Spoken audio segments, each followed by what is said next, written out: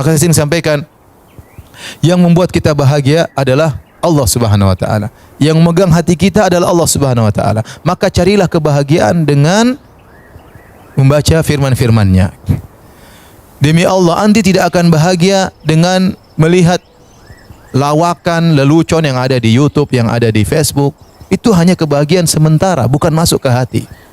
Betapa banyak orang yang suka ketawa ketiwi, melawak, ternyata dia menderita dalam hatinya. Ini itu menunjukkan bahwasanya tawa mulut itu bukan menunjukkan kebahagiaan. Kebahagiaan suatu yang ada di hati. Ada orang dia tentram, terkadang dia menangis karena baca lantunan Allah, tapi dia sangat bahagia. Bukan berarti orang ketawa ketiwi berarti dia bahagia. Enggak.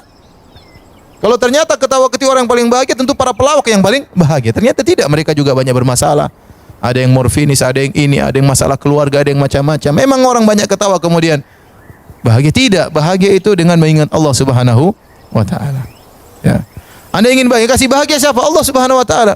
Maka mintalah kebahagiaan kepada pemilik kebahagiaan, dialah Allah Subhanahu wa taala. Bagaimana cara bahagia sementara kita tidak pernah ingat Allah? Hari-hari lewat, Al-Qur'an tidak kita baca. Lembaran-lembaran Al-Qur'an tidak kita baca. Kita punya Quran, kita kasih tanda merah. Enggak pernah berubah tanda itu.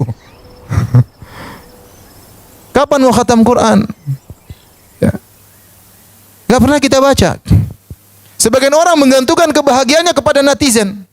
Dia bahagia dengan netizen. Kalau netizen komentar, Masya Allah, Umu Masya Allah, cantiknya Umu, bajunya beli di mana Umu, kuenya di mana, Umu dari mana Umu. Wow, bahagia berbinar-binar. Kayaknya kebahagiaannya pada netizen.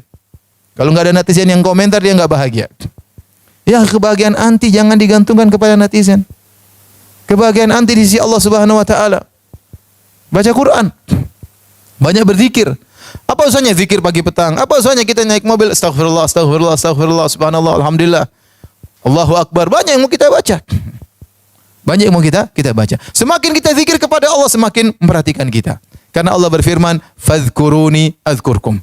Ingatlah aku, maka aku akan mengingat engkau.